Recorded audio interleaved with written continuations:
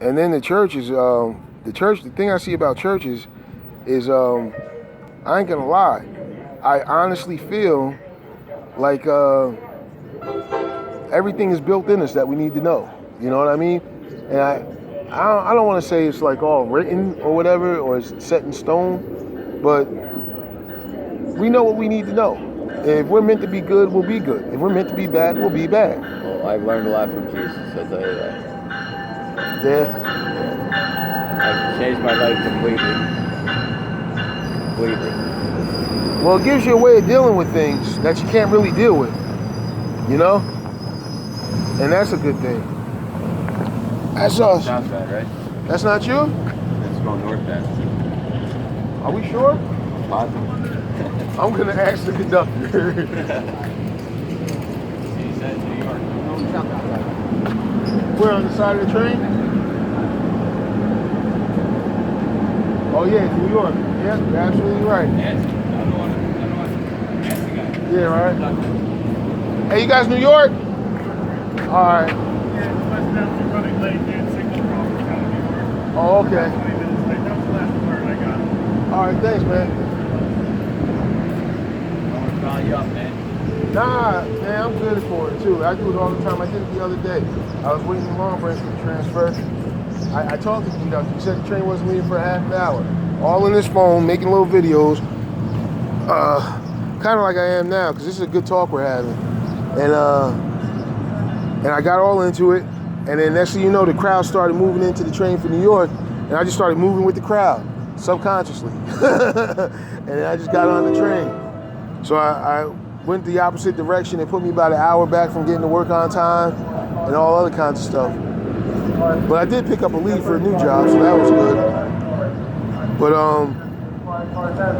But yeah, when it comes to life, I feel like everything that we're supposed to know, as far as good, bad, or evil or whatever, is built in us. And then each moments that we run into, that we get tested, where we're on that I don't know, we're in that I don't know position. Whether should I do this or should I do that? Those moments where we're tested,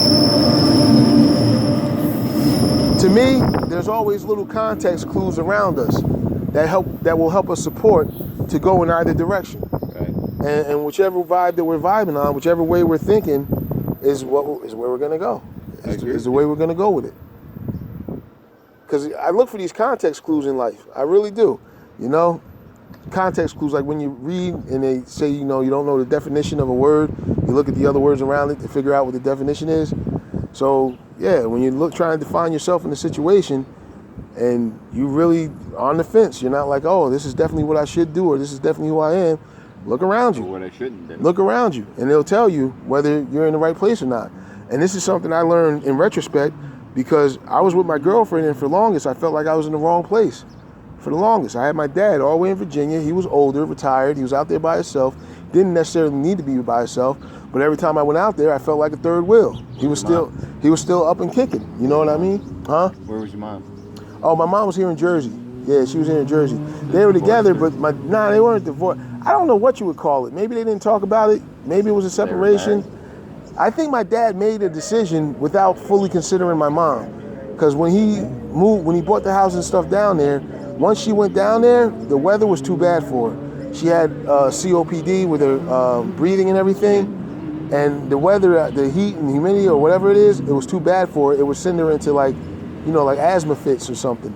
And then it's forever to get to a doctor's office or something like that. You know what I mean? Yeah. So she ended up staying back in Jersey. And Long Branch? She was in Long Branch, yeah. So that's a good guess. But yeah, she was in Long Branch. We had moved I was like 5 years old. We moved from Newark to Kingsburg to Monmouth Beach to Long Branch. And then my dad moved up to Virginia. Where in Virginia? Small town, Chase City, it was called. West? South Central Virginia would have been the section. How far from D.C. or Richmond? It was like a 4-hour ride to Richmond. Yeah. Yeah, like a 4-hour ride to Richmond. My brother-in-law, he actually killed himself. Oh, sorry to hear. Her brother was in Richmond. He used to have this huge house that was, Jersey, everything is like so expensive. Down there it was like huge house, but it was only like $300,000. That's one of the reasons I'm thinking of moving too. Because my dad's. I want to move to Florida. I'm like, I'm tired of this shit because everybody knows my business, and like, I'm tired of fucking people talking about me. It's like, you know what? Get the fuck away. Just leave me alone. I used to didn't care what people talked about me, but after I broke up with this girl, and I started realizing exactly how bad she's tried to make me look, as far as being a woman beater and shit like that, there's a part of me that can't let go of it. Like, I'm like, oh no, people need to know that I'm not that guy. And now all of a sudden I care. You know Before, what? I got all this shit. I coached baseball, my sons, for 17 years, okay? 17 years, and people talk crap about me, and you're just like, are you fucking kidding me? Excuse my French, but it's like, really? You don't even know me. I'll give you an example. Last Christmas, actually just before Thanksgiving, I'm in line at ShopRite in Freehold, New Jersey, okay? I'm in line, and two women, they're talking about me, and they don't even know who the hell I am, and I'm literally standing next to them, and they're using my name, and I finally said, hi, who are you? And they go, oh, what blah blah. And I go, well, I'm Alan. And they ran out the door, left their stuff on the belt. They ran out the door. I'm like, what is that? What is that? They don't even know who I am. And I'm telling them I'm Alan Curry, and they're like, they literally ran out the door and left their stuff on the belt. As long as they're gonna be like, I don't want their stuff. Like, get rid of it. Yeah, I've And always I'm said listening that. to them for like 3 minutes, listening to them telling me how bad I am because their kids played Pop Warner football or whatever. You know, like my son is a little taller than me, and he's a lot wider, and he's a big dude. You know, and he's like, I want to be in the NFL. I don't care if I'm a backup. I don't care. He's like, there's 1.2 million is the minimum wage. He goes, where the hell am I ever going to make that kind of money? So he's playing football. Yeah, he's using his natural abilities, his natural if he makes it, attributes. he'll probably never make it, but he's intelligent enough to know he's got a marketing degree and an accounting degree. He's got dual major. He's got straight A's. He's a smart guy. He's big. People, when we went for Father's Day, I don't know if you know. You were telling me you went to go eat, and the people just parted. It was like parting the Red Sea, man. This guy was walking. I'm like, Jake, I'm standing behind you. So I'm 100 pounds less than I was. I could have had that, man. I was a big kid growing up. Nobody ever told me what it was about. Like you said, the money. You can, even if you're not a star player, if you're just sitting the bench, you're gonna make $1 million minimum. Nobody told me about the money, and nobody told me about the other thing, the health issues. If you're not doing something to keep yourself healthy, then eventually your body's gonna go to shit and you're gonna lose it. And those two things would have had me trying harder in football. I thought the sports were all about the trophy, and I saw no point in it.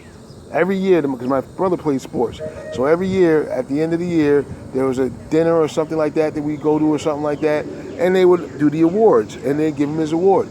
And that's all I saw that's the only benefit I saw out of playing sports was this trophy, and I just never was interested in the trophy. Well, he has a lot of accolades. He's got a lot of stuff that he's like, his junior year, he led the state in interceptions and all that shit, like all kinds. He's a white boy, he's not fast. My older son should have never stopped playing baseball because that kid, he was running like 4.340s all the time. He's a fast motherfucker. He's got tats, he's got the fucking ear things going on. It's just like, dude, what are you doing, man? I don't care. You don't know how to deal with that, you huh? know what? First impressions do make a difference, you know, and he's like, fuck you. Like, He's like, what? he's got these fucking things in his ears. Like, what the fuck are you All those doing, gauges man? where they got the big holes. Yeah. Yeah. He's got a tat now. He's got a sleeve up his arm, and then he just got a tat. He's artist is what they call him. He's my artist. Okay. Like, your artist. What the fuck do you mean your artist? His artist paid for him to go out to Colorado, Denver, for a like Lollapalooza or whatever the hell it was called. Oh, because he had to show his work. Now he's got this huge tat, including his nipple. Like, that had to fucking hurt, man. And he's got this huge snow leopard. He's got a snow leopard here. He's got a snow leopard here. And he's an artist. He drew a snow leopard that, if you look at it, you'd be like, damn, that's pretty fucking good. And I'm like, I want that. So now we're fighting over the stupid picture. That's not bad. That's not bad, man. But It sounds like you guys got a good relationship, though. with him, it's iffy. It's like one day he'll be, I love you. Next day he'll be like, fuck you. The other guy looks almost exactly like me. It was like last night we went to dinner, as a matter of fact, me and his girlfriend. And the funny thing is that when he was a freshman in high school, he took over his girlfriend's brother's job, meaning he put the kid on a bench because they used to call him the white LeBron, is what they used to call my son. My younger son. They called him the white LeBron. That's always what they called him. And he's like, hey. And then probably 6 months ago, they met. You got a chance to meet him. And now he's dating the brother, or it's her, the brother that he put on the bench, and the guy's pissed off at him, you know. He was a junior and he was a freshman, and he started over him. The guy's always had a hatred for him, and now it's like, hey, love you. It's just different. It's weird. That's funny, yeah. You get in those situations. She's actually very attractive. But he went from this girl that never went home to this girl that he's dating now, whose parents are like, you're coming home every night. So he's like, I'm getting tired of getting up 1 o'clock in the morning to drive her home. Like, what are you doing, dude? Like, what is it that you're doing that you can't get up to drive her home? He's only 20, he'll be 21 in December. Like, you're not old enough to drink, even though I know he drinks. And, you know. Yeah, that's funny. It is funny. Life is funny, I ain't gonna lie. It is, right? Life is funny. If you can't laugh at it, you'll kill yourself. You'll kill yourself. I'm telling you right now, that's the last thing. If you cannot laugh at your situations in life, lightning. Excuse my friend. if you cannot laugh at the things that happen to you in life, then you can definitely end up killing yourself. I don't even have my own shorts. Really? It's like, you remember the episode from Seinfeld, like, keep your boys in their own place. I really don't want to wear this. Yeah, I didn't see that. But she wants me to get the hell out of the house, like, leave her alone. Okay. Yeah, that's what happened. That's what happened to me, man. And I was in the wrong place. I should have picked up on them context clues. I was too super focused on me and my word and making sure I was there to the end. I didn't even check to make sure that she was there right then and there. She wasn't. She wasn't there right when I was there. Right. If I was sitting here talking to her, she still wouldn't be a part of the conversation. She'd be trying to avoid everything that I said. You know what I'm saying?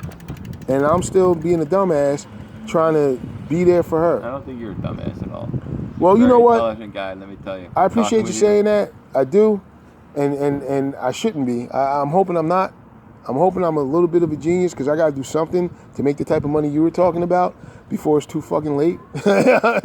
So I got to come up with some type of idea that's going to work. I got to invent something. Something's got to happen. You gotta invent something. You know, I either invent something or I get a YouTube channel that is about something that makes sense. That's actually why I'm taking this video now, because I'm trying to figure out what the fuck is going on in life. I really am.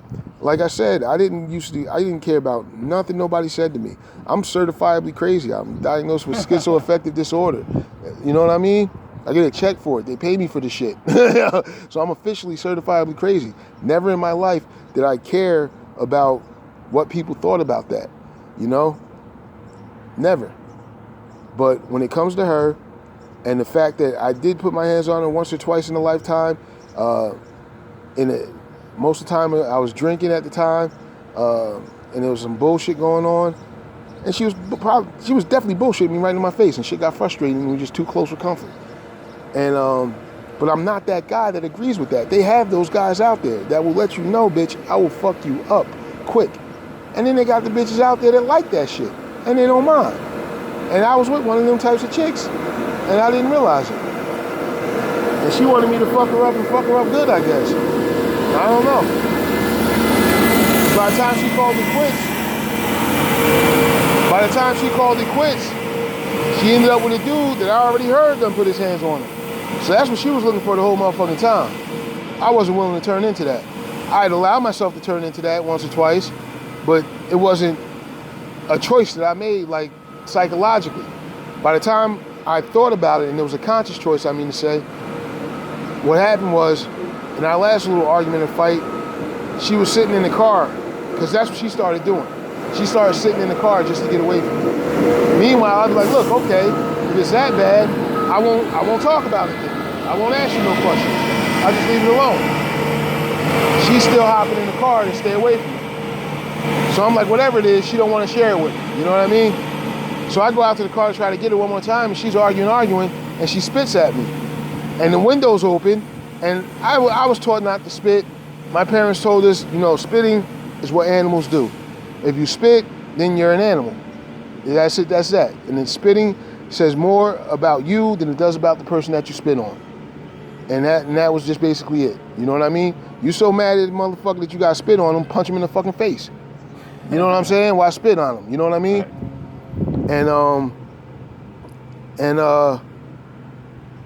And I actually had the time to think about the shit.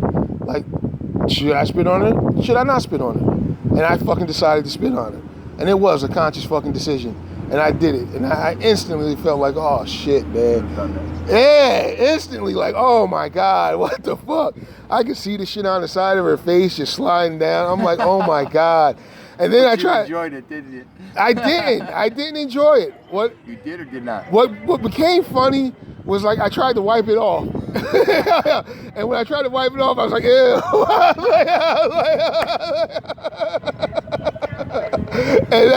And that came funny, kind of, sort of. Then you got arrested. And then, you know what? I didn't get arrested. We didn't even call the cops that night. She didn't call the cops that night, neither did I. That's how full of shit she was, yo. That's how full of shit she was.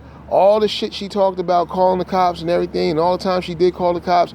By the time she would call the cops, I didn't do nothing. I ended up going to the hospital because I have to be the one to calm down. I'm angry and I'm schizoaffective disorder, so I got to go to the fucking hospital. But I didn't do nothing to break the law, so I don't go to jail. That's how full of shit she was. And then by the time it got to the point where I started getting wise and was like, oh, you're talking about cops? I'm calling cops. Fuck it, I'll be the first one to call in. And then that took her little, I guess, her way away, and then she didn't have no way. And then she would just lock herself in the car and something like that. You know, now she didn't have no way to maneuver or manipulate me, I guess. And it turned into that moment. And after that moment, a couple days after that, I ended up in the hospital. She called me up with that bullshit and motherfucker on the phone and shit. And then luckily, God being good as he is, I had a lady right there with me claiming to be mine. And I didn't even want it to, but she wanted to be mine like a motherfucker. She wasn't joking. She wasn't joking. That bitch wanted to be mine right then and there for life. She was like, all right, I'll deal with you. And, but you know, obviously we're in a crazy mental institution, so I didn't want to take advantage of that situation. You know what I mean? So it's scary. Yeah, exactly. We're in a mental institution. We're both crazy. We're both crazy. So, you know, but I did take advantage of the situation because I said, look, I explained my situation to my lady. Well, actually, I explained my situation about my lady to everybody because we're in groups, and that was the only thing fucking bothering me. Nothing else bothers me in this fucking world. And so she knew the situation. And then once I called with that shit, she was more than happy to step up and play that role. And it put me in a great position. Alan. Okay, brother. It was lovely nice to meet you. Man. It was lovely to meet you, my friend. Take care. Kindred spirits for sure, man. Things are gonna work out. Stay with Jesus. Stay with Jesus. Yeah, I gotta get with that guy. You know what? Saved my life. My thing, things are moving on, man. Yeah. Things are moving on. Lost a lot. I don't know. Lost a lot and gained a lot. I want to thank you for shooting the video with me. It was a good one.